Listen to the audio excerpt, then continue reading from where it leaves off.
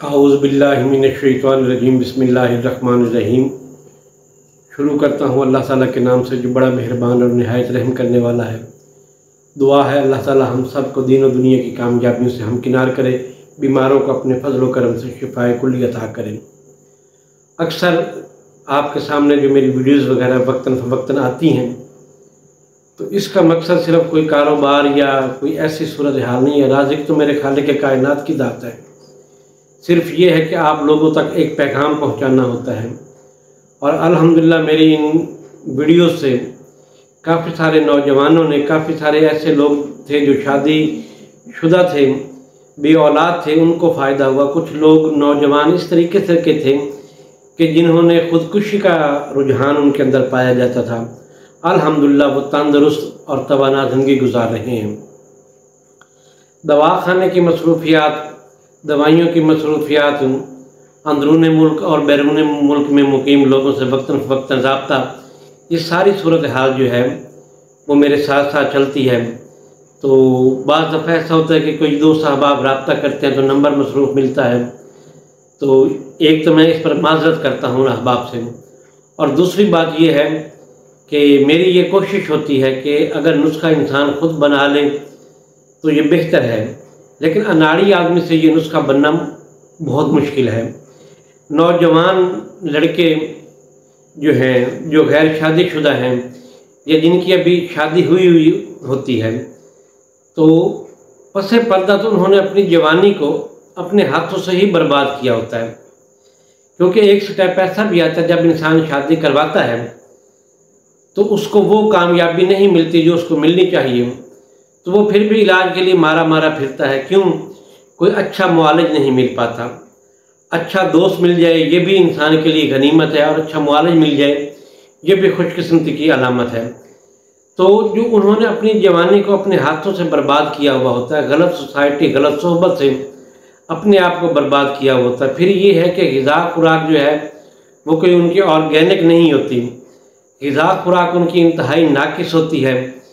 और फिर जब एक वक्त आता है शादी का तो वो इलाज के लिए मारे मारे फिरते हैं। तो मेरे भाई बात इस तरीके से है कि इलाज दो तरीके से ही होता है, एक शादी से पहले होता है, एक शादी के बाद होता है। जो शादी से पहले इलाज हो जाए वो ठीक है, जो बाद में होता है उसमें एक तो वो मरीज़ होता है, दूसरा साथ में नफसियाती मरीज़ भी बन जाता है। और जो लोग अपनी जवानी को अपने हाथों से बर्बाद करते, मैं मिसाल दिया करता हूँ मेरे भाई, एक दरख्त पे फल लगता है, अभी वो कच्चा होता है, उसके अंदर न रस होता है न शीरीनी होती है। जब उसको तोड़ेंगे तो कोई आपको लज्जत या कोई जायका या कोई फ़ायदा नहीं मिलने वाला, बल्कि उल्टा नुकसान का अंदेशा है। तो सेम यही कंडीशन हमारी जवानी के साथ भी है, हमारे नौजवानों के साथ भी है। तो बराए मेहरबानी अपनी जवानी की हिफाजत करें। ये ज़िंदगी एक बार मिलनी है, दोबारा नहीं मिलनी। इस दुनिया में आप एक बार आए हैं, दोबारा नहीं आना। और सबसे बड़ी बात यह है कि तौबा ताइब होकर अल्लाह ताला के हुजूर जो है वो तौबा ताइब हो और अपने इलाज मुआलजे की तरफ तवज्जो दें। आपने अपने आप को बर्बाद किया, अपने हाथों से बर्बाद किया, आपको किसी ने बर्बाद नहीं किया, या आपकी गलत सोसाइटी ने बर्बाद किया है। लिहाजा इलाज मुआलजे पर तवज्जो दें। तो इसी के साथ मैं आज जो आपको नुस्खा आपके साथ शेयर करना चाहता हूँ वो बहुत ज़बरदस्त है।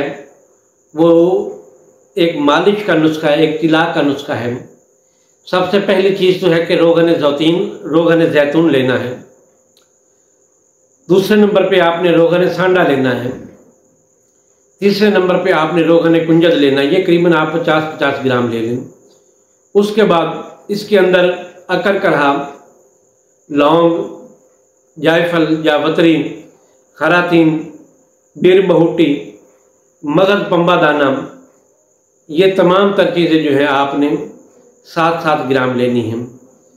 और जिस वक्त ये तमाम तर चीज़ें आप उस ऑयल में ब्राउन कर लें तो तमाम तर चीज़ें निकाल के इसको भून लें। अब इसमें आपने 5 ग्राम ज़ाफ़रान डालना है, 1 ग्राम आपने मुश्क डालना है, और 5 ग्राम आप चर्बी शेर या चर्बी रीछ डालकर ये नीम गर्म हो, इसमें आपने अच्छे तरीके से खरल करना है।